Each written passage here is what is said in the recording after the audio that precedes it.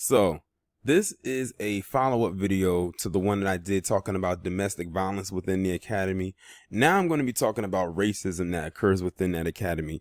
And if y'all don't know who this is on your screen, that is Chadwick Moore, and he was the perfect individual for me to put up here with this topic of discussion, especially with the comment that he made around Juneteenth and basically came at the black community's heads with what he said. And of course, black people, they went in on him.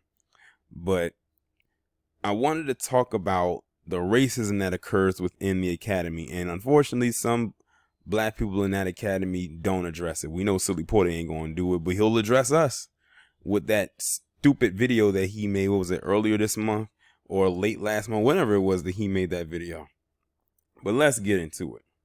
Racism is a concern for many in the Western lesbian, gay, bisexual, and transgender communities, with members of racial, ethnic, and national minorities reporting having faced discrimination from other academy people. In the United States, ethnic minority members or individuals may find themselves in a double minority in which they are neither fully accepted nor understood by mainly white academy communities, nor are they fully accepted by their own ethnic group. Now, here's the thing. They will shun or completely ignore the fact that they're being shunned by the white people, in which they probably call them all kind of racist slurs and everything like that, but take it out on completely on us, as if we have put all these policies in place for them not to get what they want. Let's not forget who signed into law to allow you to get married. Many people experience racism in the dominant community, in which racial stereotypes merge with other gender stereotypes. For example, Asian American academy people are often stereotyped by Westerners as more passive and feminine, while African American people are stereotyped as being more aggressive. Shoot, that's how they stereotype us even when you're heterosexual. So it seems like to me we got the same label. It's just that we live two different lifestyles. A number of culturally specific support networks for people who in the community are active in the United States, such as OMOI, a support network for Vietnamese American queer females. Now, they have it broken down, but I'm not going to go through every last one. They have anti-Arab, anti-Asian, anti-Hispanic, and anti-Latino, but I'm going to focus on the anti-black one, because that's really what many of you came here to hear.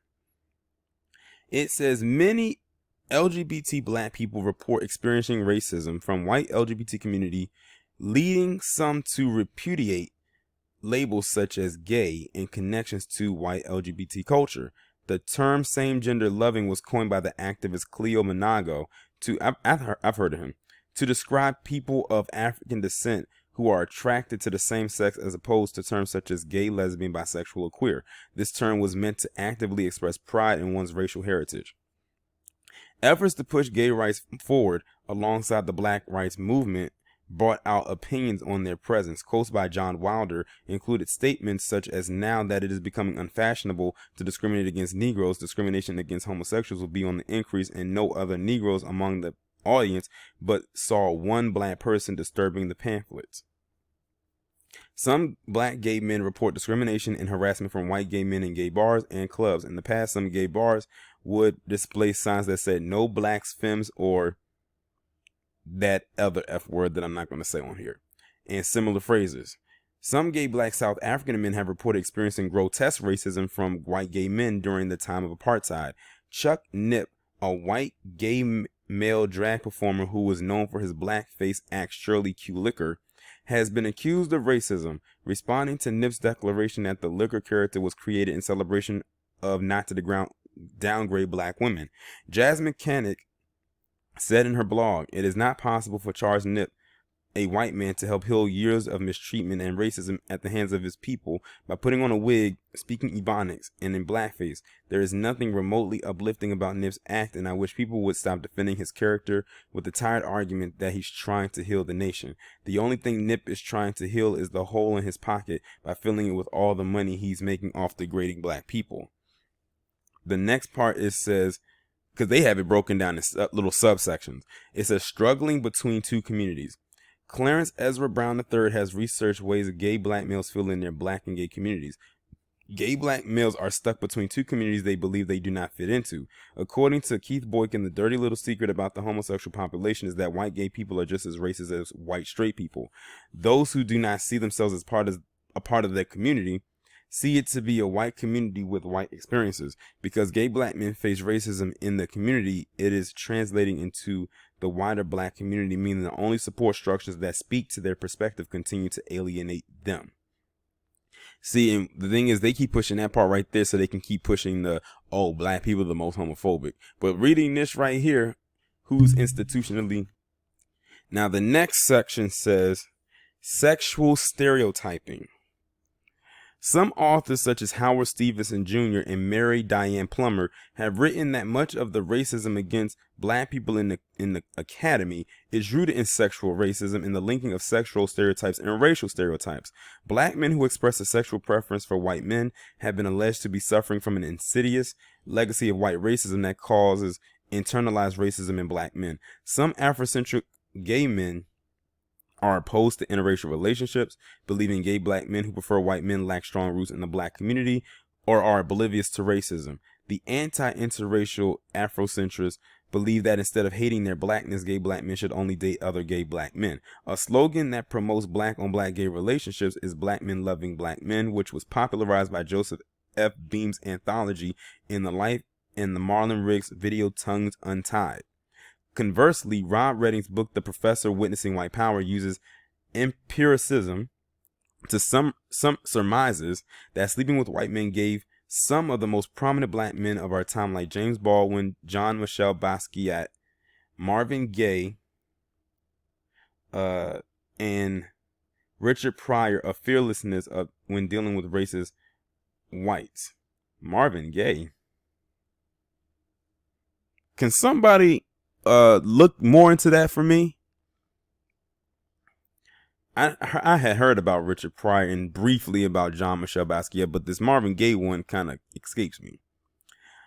Fearlessness when dealing with... Okay, I read that part. He utilizes a mix of communication theory and proxemics, kinesics, and haptics, along with analysis of Jane Ward's book, Not Gay: Sex Between Straight White Men, as a case study to explore how interracial relationships between men can be transformative for the black community. He states, Ward, who was a lesbian, writes about power exchanges between white men.